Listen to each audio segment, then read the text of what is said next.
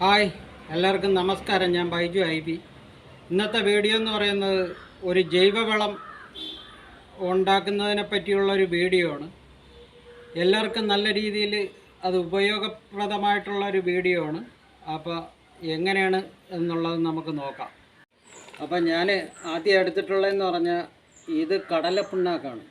ഇത് 1 കിലോ ആണ് എടുത്തിട്ടുള്ളത്. അപ്പോൾ നമ്മുടെ ആവശ്യാനുസരണത്തിന് നമുക്കത് കൂട്ടി ചെയ്യാവുന്നതാണ്. ഇത് ഞാനിപ്പോൾ എടുത്തിരിക്കുന്ന 1 കിലോ ആണ്. അപ്പോൾ 1 കിലോ ഇതിലേക്കിടും. അതുപോലെ അടുത്തത്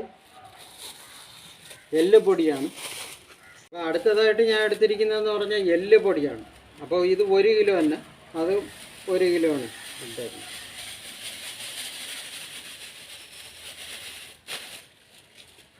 അടുത്തതെന്ന് പറയുന്നത് ഇത് വേപ്പും പിണ്ണാക്കാണ്.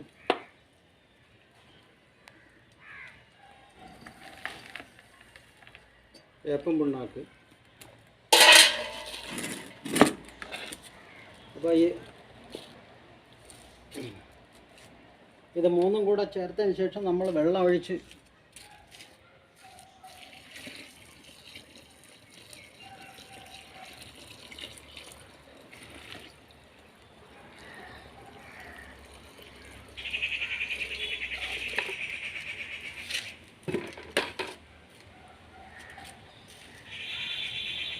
അപ്പോൾ ഇത് മൂന്നും കൂടെ നമ്മളിങ്ങനെ മിക്സ് ചെയ്യും.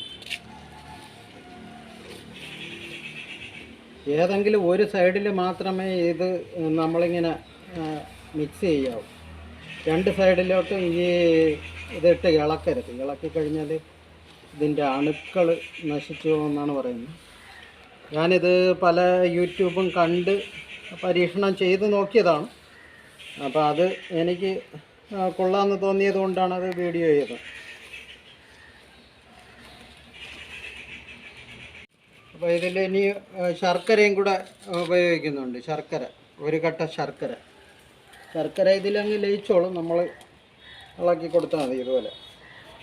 അപ്പോൾ ഈ ദിവസവും ഇത് 2 നേരം ഇളക്കി വയ്ക്കണം. അങ്ങനെ ഒരാഴ്ച നമ്മളിത് രാവിലെയും വൈകിട്ട് ഇത് ഇളക്കി വയ്ക്കണം.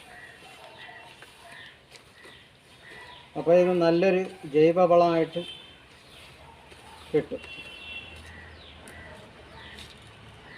ഇത് ഏതെങ്കിലും തണലുള്ള ഭാഗത്ത് നമ്മൾ അടച്ച് വെച്ചിരുന്നാൽ മതി. അടപ്പിട്ട് അടച്ചു വെക്കണം. ഇതപ്പം ഞാൻ നേരത്തെ ചെയ്ത് വെച്ചിട്ടുള്ളതാണ്. അപ്പോൾ ഇതുപോലെ നമ്മൾ ഇളക്കിയിട്ട് വേണം ഇതിൽ നിന്ന് എടുക്കാനായിട്ട്. ഒരു ചെറിയ സ്മെല്ലുണ്ടാവും.